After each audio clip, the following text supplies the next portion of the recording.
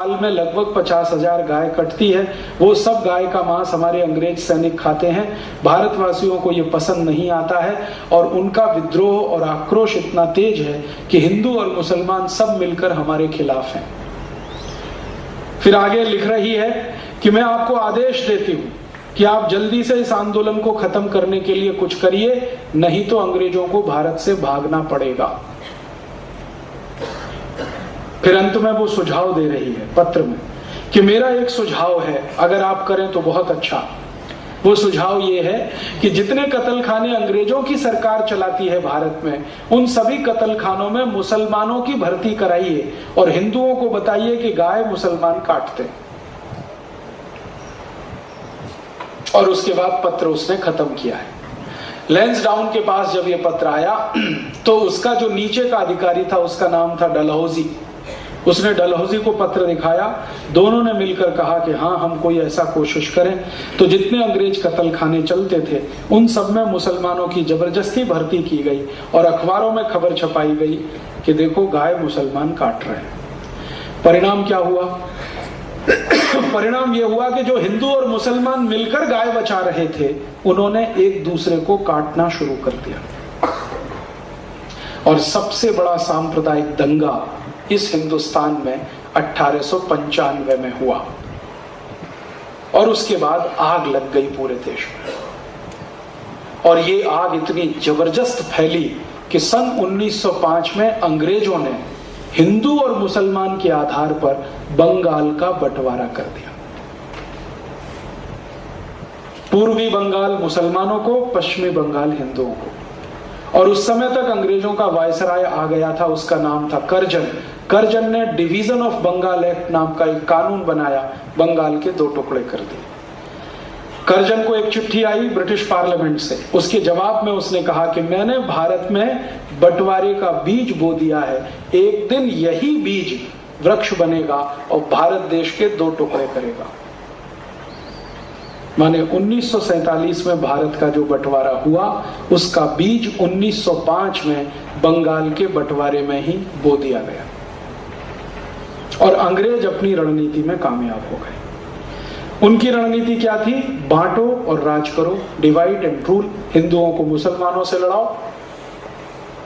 तो परिणाम यही हुआ कि हिंदू मुसलमान तो आपस में लड़ने लगे, अंग्रेजों की सरकार चलती रही और गाय भी कटती रही और उनको मांस भी मिलता रहा।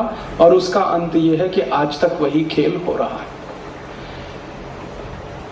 मैंने इस हिंदुस्तान में बहुत सारे मुस्लिम परिवारों में जाकर ये जानने की कोशिश की है कि कितने मुस्लिम परिवार हैं जो रोज गाय का मांस खाते। तो पता चला कि भारत में 1% भी मुसलमान नहीं है जो रोज गाय का मांस खाते हैं।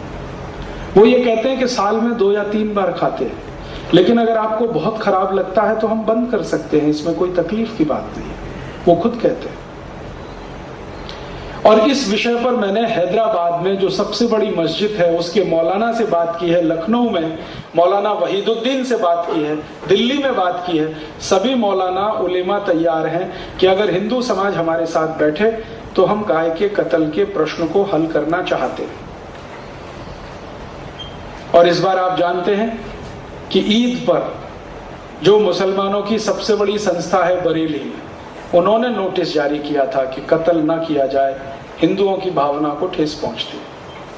इसके लिए राष्ट्रीय स्वयंसेवक संघ के जो सरसंघ चालक हैं श्री सुदर्शन जी, उन्होंने बहुत प्रयास किया इस बार और मुसलमानों ने उनकी बात को माना, आदर दिया और नहीं हुआ इस बार गाय का कत्ल ईद पर, बकरीद पर।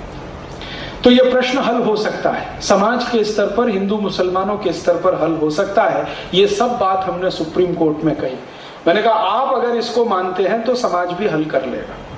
तो कोर्ट ने मान लिया कि सामाजिक रूप से गाय की रक्षा होना बहुत आवश्यक है, क्योंकि हिंदू मुसलमान की दोस्ती भी इससे बढ़ती है। फिर तीसरी हमने कहा कि यह संस्कृति के लिए बहुत आवश्यक है कि गाय बचे, क्योंकि भारतीय संस्कृति का जो केंद्र है, देखिए संस्कृति और सभ्यता किसी भी देश की आत्मा होती है। संस्कृति और सभ्यता में बहुत थोड़ा सा अंतर होता है। वो अंतर क्या होता है मैं एक छोटे से उदाहरण से समझाता हूं और आप हमेशा याद रखें इसको। संस्कृति क्या है, सभ्यता क्या है। अगर यहां मंच पर मैं आपको एक कोई ऐसी महिला को पेश करूं जो मराठी स्टाइल की साड़ी पहने हुए हो, तो आप तुरंत देख के पहचान लेंगे कि ये मराठी है। अगर कोई एक महिला ऐसी आए जो बंगाली स्टाइल की साड़ी पहने हुए हो, तो भी आप पहचान लेंगे कि ये बंगाली है।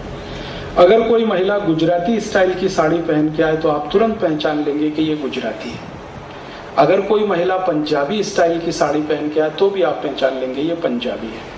माने मैं क्या कहना चाहता हूं, साड़ी बांधने का जो स्टाइल है वो संस्कृति है, और साड़ी जो है वो सभ्यता है।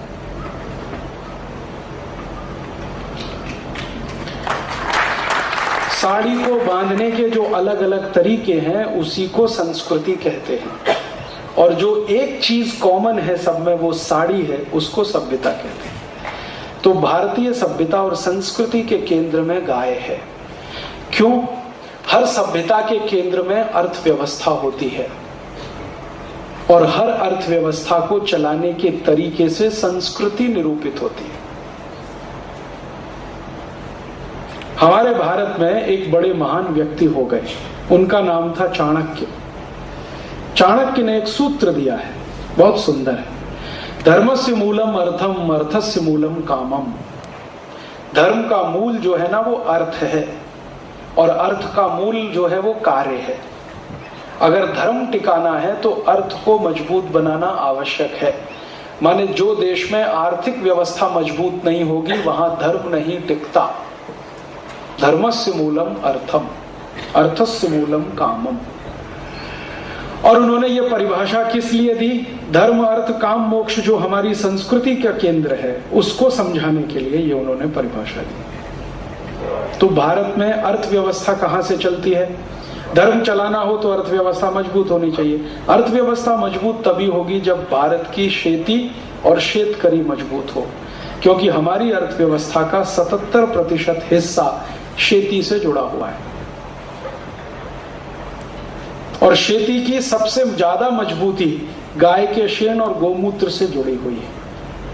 यूरिया, डीएपी तो छेपक के रूप में आया है। यूरिया, डीएपी हमारी खेती का आधार नहीं है, कभी भी नहीं रहा। ये तो पिछले 40 साल में आया, और 40 साल में जिन लोगों ने इसको लाया उनसे भी मैंने बातें की। ये बड़े बड़े जो कृषि विद्यापीठ खुले हुए हैं ना, इनके प्रोफेसर्स और इनके रिसर्च स्कॉलर्स को पूछा है कि ये यूरिया, डीएपी आपने क्यों लाया? तो उन्होंने कहा हमने थोड़ी लाया, सरकार ने लाया। हमने तो भोंपू की तरह से गांव गांव में बजाया कि यूरिया वापरो, डीएपी वापरो। लाया तो सरकार ने। सरकार ने क्यों लाया? तो कहते हैं कि यूरिया, डीएपी बेचने वाली कंपनियां ही राजनीतिक पार्टियों को सबसे ज्यादा डोनेशन देती हैं। राजनीतिक पार्टियों को ज्यादा डोनेशन मिले तो आवश्यक है कि रासायनिक खत ज्यादा बिके। तो हर एक राजनीतिक पार्टी की सरकार जब आएगी तो खत बिकवाएगी। खत बिकवाने के लिए कृषि विद्यापीठ के प्रोफेसरों को भोंपू की तरह से इस्तेमाल करेगी। वही हो रहा है। हर एक प्रोफेसर कहता है यूरिया वापरो, डीएपी वापरो, और मजे की बात है कि वो प्रोफेसर अपने क्षेत्र में नहीं वापरता उसको। हाँ, अपने क्षेत्र में नहीं डालेगा यूरिया, डीएपी, सुपर। कोई शेतकरी आएगा उसको बताएगा यूरिया डालो, डीएपी डालो। हमारे भारत देश में ग्रीन रिवॉल्यूशन के जो जनक माने जाते हैं ना, एमएस स्वामीनाथन, उनका घर में देखने गया एक बार, तो उनके खेत में आज तक यूरिया नहीं डाला, लेकिन सबको पूरे देश में यूरिया डलवाया। अब स्वामीनाथन साहब कहते हैं कि मुझसे बहुत बड़ी भूल हुई, चूक हुई। एक दिन मैंने पूछा क्यों? तो उनका बात ऐसी है कि उस समय मैं सरकार की पगार खाता था, इसलिए जो सरकार कहे वही कहता था। अभी मैं रिटायर हो गया हूं, तो अब मैं वो कहता हूं जो सच है। और आपको माहिती है कि एमएस स्वामीनाथन इस समय महाराष्ट्र सरकार की ऑर्गेनिक फार्मिंग कमेटी के चेयरमैन है। ऑर्गेनिक फार्मिंग कमेटी, सेंद्रीय खेती करने वाला जो कमीशन है उसके चेयरमैन है। थोड़े समय पहले तक यही सबसे ज्यादा यूरिया, डीएपी, सुपर फॉस्फेट डालो ऐसा बोलते थे। यूरिया, डीएपी, सुपर फॉस्फेट एक बहुत बड़ा होक्स है। वो होक्स क्या है? खेत में जितना भी यूरिया डालो वो कभी काम में नहीं आता, कभी नहीं काम में आता।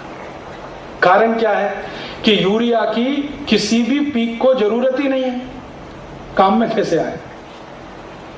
तो आप बोलेंगे जी यूरिया से तो भोजन बनता है।